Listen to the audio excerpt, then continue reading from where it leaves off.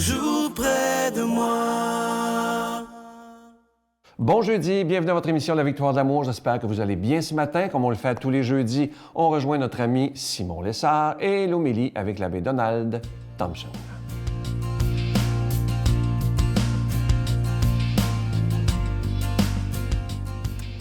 Bonjour tout le monde. Alors, on continue notre étude de la belle prière du Credo.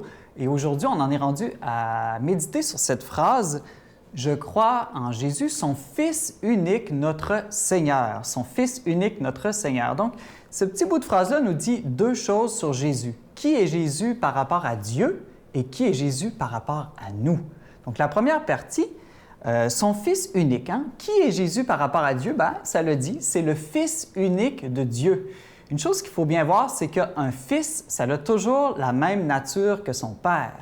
Donc, Jésus, étant de même nature que son Père, il est Dieu, mais surtout, il est le Fils unique de Dieu.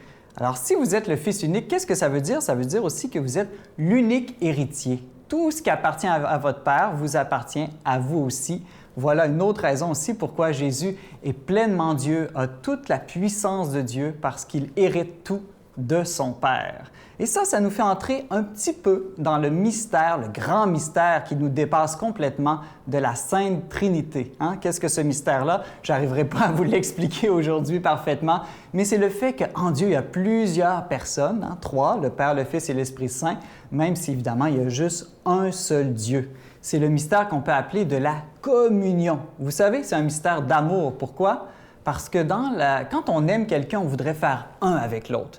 Mais on ne veut pas faire une fusion. La fusion, c'est le signe d'un amour désordonné, un peu malade, parce que dans la fusion, on absorbe l'autre en nous-mêmes ou on est absorbé en l'autre. Bref, on n'existe plus vraiment nous-mêmes. Mais la communion, ça, c'est vraiment le type d'union des amoureux. Rester pleinement soi-même, mais pleinement unis. Alors ça, c'est un peu le mystère de la Sainte Trinité. Trois personnes dans une communion si parfaite qui sont un, mais qui restent chacun pleinement lui-même. La deuxième partie, donc, je crois en son Fils unique, notre Seigneur. Alors ça nous dit qui est Jésus par rapport à moi, par rapport à toi, nous, les êtres humains. Il est notre Seigneur. Qu'est-ce qu'un Seigneur? C'est un roi. Un roi, qu'est-ce que ça fait? Ça gouverne, ça nous conduit à bon port. On peut dire que c'est un peu comme un pilote d'avion ou un pilote de bateau. C'est lui qui donne la direction. Et puis, souvent, c'est quelqu'un qui a déjà fait le chemin. Donc, on peut se fier à lui parce que lui, il connaît le chemin. Alors, Jésus, pour nous, il est notre Seigneur, il est notre roi, il nous mène à notre but. Quel est le but? Quel est ton but, mon but, le but de la vie? Eh bien, notre but à tous, c'est le même, c'est le bonheur. Donc, Jésus, vraiment, c'est notre roi qui nous conduit au bonheur. Et c'est pour ça qu'il faut suivre Jésus avec confiance, non pas comme des esclaves qui seraient obligés de suivre un méchant maître, mais comme des amis qui suivent un bon roi. J'aime bien une petite phrase de Saint Thomas, l'apôtre Saint Thomas, vous savez, qui résume toute cette partie du credo dans une exclamation, une prière qui dit, tout juste après la résurrection, quand il rencontre Jésus pour la première fois, Saint Thomas qui s'exclame, qui dit « Mon Seigneur et mon Dieu ». Alors, c'est une belle phrase qui résume tout ce qu'est Jésus pour nous, par rapport à Dieu. Alors, je vous invite à répéter cette phrase-là à chaque messe quand le prêtre lève l'hostie « Mon Seigneur et mon Dieu ». Notre Père qui es aux cieux, que ton nom soit sanctifié, que ton règne vienne, que ta volonté soit faite sur la terre comme au ciel. Donne-nous aujourd'hui notre pain de ce jour. Pardonne-nous nos offenses comme nous pardonnons à ceux qui nous ont offensés.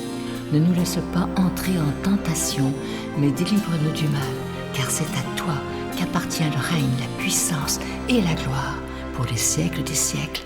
Amen. Mon Père, je m'abandonne à toi. Fais de moi ce qu'il te plaira. Quoi que tu fasses de moi, je te remercie. Je suis prête à tout, j'accepte tout, pourvu que ta volonté se fasse en moi, en toutes les créatures. Je ne désire rien d'autre, mon Dieu. Je remets mon âme entre tes mains. Je te la donne, mon Dieu, avec tout l'amour de mon cœur, parce que je t'aime, et que ce m'est un besoin d'amour de me donner, de me remettre entre tes mains, sans mesure, avec une infinie confiance, car tu es mon Père. Je suis tellement content de vous parler de ce magnifique cadeau du mois. C'est vraiment un très, très beau bijou. Il s'agit de la croix lumineuse de la résurrection. C'est en acier inoxydable, donc ça ne ternira pas. C'est hypoallergène également. C'est orné de petits zircons et ça inclut la chaîne. Et ce bijou, il est déjà béni. Merci de tout cœur de ce que vous faites pour la victoire de l'amour. Et je vous donne l'adresse. Je vous rappelle également, évidemment, que c'est avec un don de 25 $ et si vous en voulez deux, avec un don de 40 $. Je vous donne l'adresse. La victoire de l'amour, case postale 120, succursale Boucherville à Boucherville, le J4B 5E6, je vous la redonne. La victoire de l'amour, case postale 120, succursale Boucherville à Boucherville, le J4B 5E6. Également par téléphone, par carte de crédit du lundi au vendredi de 8h30 à 16h30 dans le 514-523-4433, 523-4433 ou sans frais le 1-888-811-9291. 1-888-811-9291 et aussi sur notre site Internet. Vous savez que c'est un moyen très rapide, sécuritaire et efficace de faire votre don, le www.lavictoiredelamour.org. Et sur notre site Internet aussi, vous pouvez revoir beaucoup d'émissions des années passées. Alors, merci de tout cœur de votre grande générosité. Je vous rappelle ce magnifique bijou de la croix lumineuse de la résurrection. C'est en acier inoxydable, orné de petits zircons, incluant la chaîne. Et ce bijou, il est déjà béni. Merci de tout cœur d'être des protecteurs de la foi. Merci de donner des mains à la Providence, parce que si la victoire de l'amour existe depuis maintenant plus de 26 ans, imaginez, le temps passe tellement vite, c'est grâce à chacun et à chacune d'entre vous. Merci de tout mon cœur.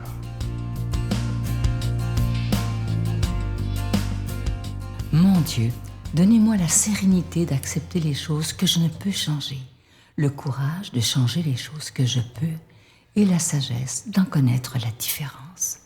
Amen.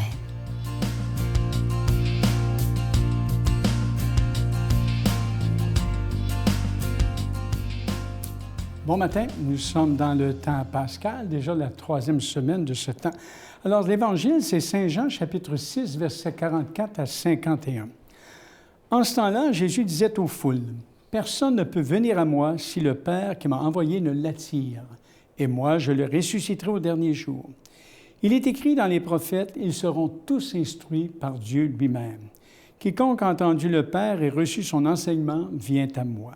Certes, personne n'a jamais vu le Père, sinon celui qui vient de Dieu, celui-là seul a vu le Père. Amen, amen, je vous le dis, il a la vie éternelle, celui qui croit. Moi, je suis le pain de la vie. Au désert, vos pères ont mangé la manne et ils sont morts.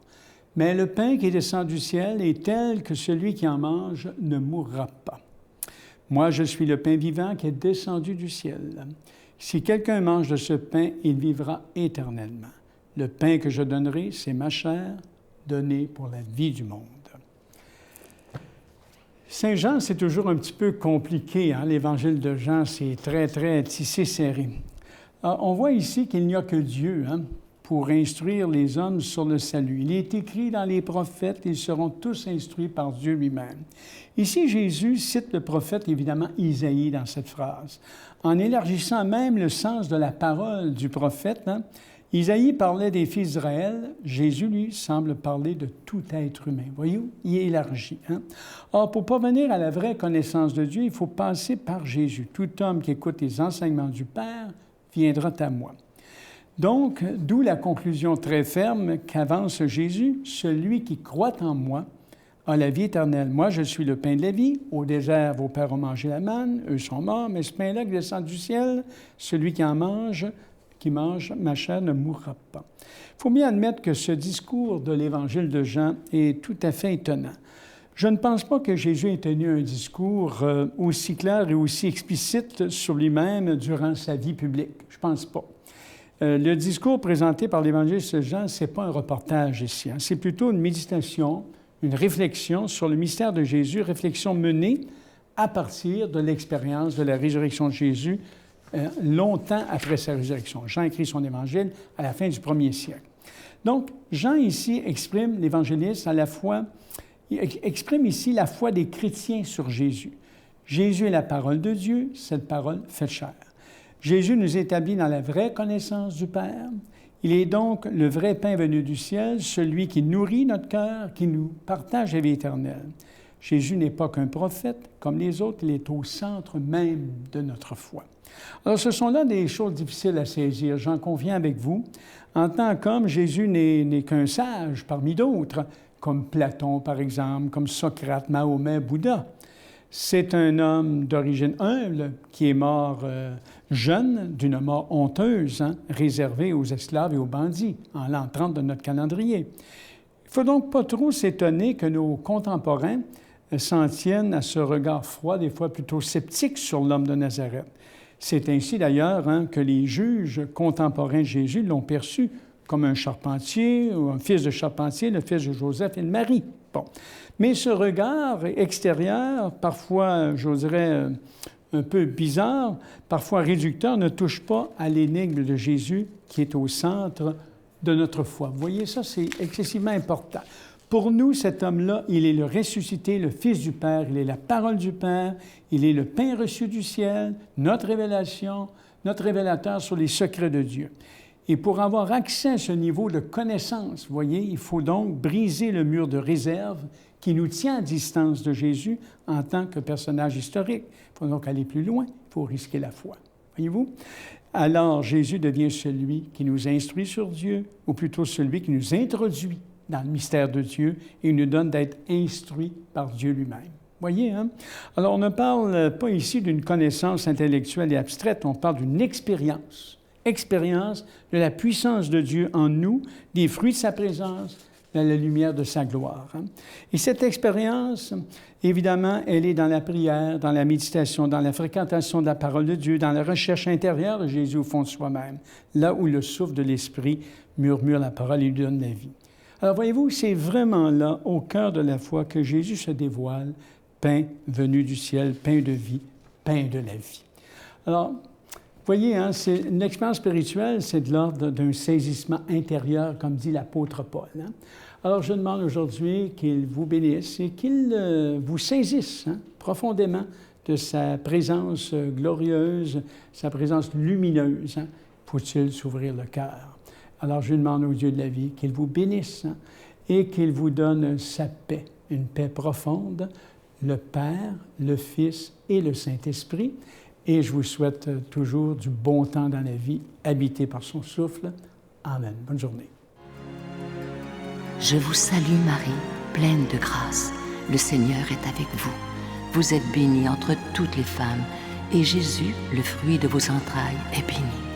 Sainte Marie, Mère de Dieu, priez pour nous pauvres pécheurs, maintenant et à l'heure de notre mort. Amen.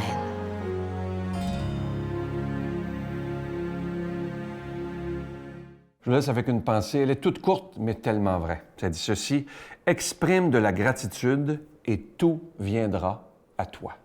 Et ça, là, si on pouvait comprendre ça dans notre vie, elle changerait. Remarquez autour de vous, regardez autour de vous en fin de semaine, là, ou dans les jours qui viennent, s'il y a des gens que vous connaissez peut-être des gens qui sont toujours en train de chialer, puis de chialer, puis de chialer, et remarquez que ces gens-là, plus ils chialent, moins ils ont. Et regardez le contraire, des gens qui sont toujours dans l'émerveillement, qui sont toujours dans la gratitude, qui prennent le temps de remercier. Remarquez que ces gens-là ont toujours plus. C'est un grand secret, tout simple. La gratitude, et vous aurez beaucoup. À demain. Bye. N'arrête jamais de chercher la vérité. C'est en cherchant la vérité qu'on comprend. Et s'il y a bien une personne qui, quand on la cherche, on la trouve, ben c'est Dieu. Faut juste jamais arrêter de chercher. S'arrêter de chercher, s'asseoir sur ce qu'on croit être vrai maintenant et le terminer, le conclure pour nous, pour les autres, ben je crois que c'est juste le premier pas vers la tiédeur.